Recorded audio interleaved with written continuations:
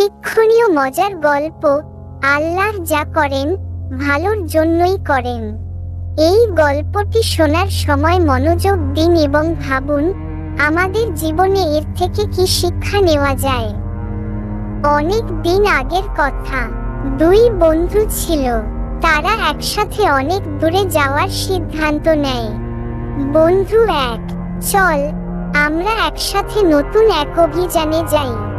বন্ধু দুই: হ্যাঁ, সামনে হয়তো অনেক বিপদ আসবে, তবে আমরা একসাথে থাকব। তারা হাঁটতে থাকে, গাছের পাতা মোচমোচ শব্দ করে, পাখির ডাক শোনা যায়। হঠাৎ কট কট শব্দ, গাছের ডাল ভাঙার আওয়াজ। বন্ধু এক: ব্যথার আওয়াজ। আহো, আমার হাত কেটে গেছে। বন্ধু দুই শান্ত কণ্ঠে: আল্লাহ যা করেন ভালোর জন্যই করেন। বন্ধু এক রাগান্বিত মনে মনে বলে, চুপচাপ, এই কথা বলার কি মানে? আমি এত কষ্ট পাচ্ছি আর সে বলছে ভালোর জন্য। পথ চলা অব্যাহত থাকে। রাতের পোকামাকড়ের শব্দ, দূরে নদীর পানি বইছে, বাতাসের সাই সাই শব্দ করছে। বন্ধু এক হঠাৎ চিৎকার করে, আরে, আমি পড়ে যাচ্ছি, সাহায্য কর। বন্ধু দুই অবজ্ঞার হাসি দিয়ে, আল্লাহ যা করেন ভালোর জন্যই করেন। বন্ধু এক উত্তেজিত হয়ে, তুই কি পাগল, আমাকে তুলবি না? বন্ধু দুই নির্লিপ্ততা স্বরে, তুই এখানেই থাক, আমি চললাম। বন্ধু এক কূপের মধ্যে চুপচাপ বসে থাকে, হালকা কান্নার শব্দ করে।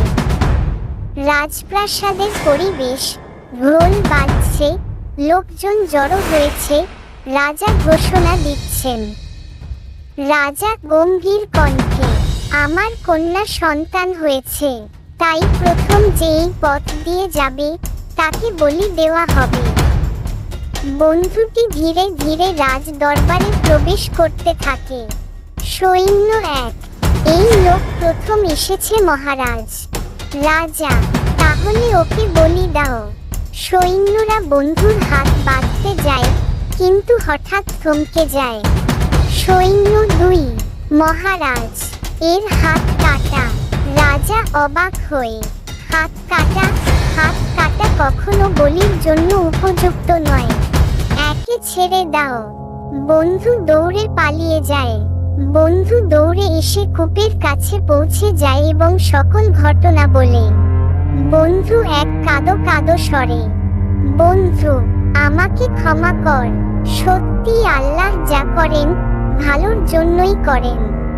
বন্ধু দুই হাসি দিয়ে, দেখলি তো, যদি আমি কূপে না পড়তাম তাহলে বলির জন্য আমাকেই ধরে নিত, তাই আল্লাহ আমাকে এখানে রেখেছিলেন।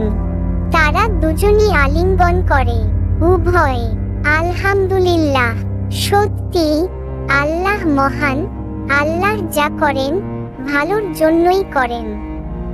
শেষে শিক্ষা, এই গল্প আমাদের শেখায় যে জীবনে কিছু খারাপ ঘটলেও, আমরা বুঝতে না পারলেও, তার পেছনে হয়তো কোনো ভালো উদ্দেশ্য থাকে।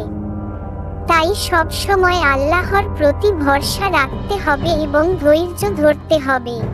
তাই সব পরিস্থিতিতে আমরা যেন আল্লাহর শুকরিয়া আদায় করি।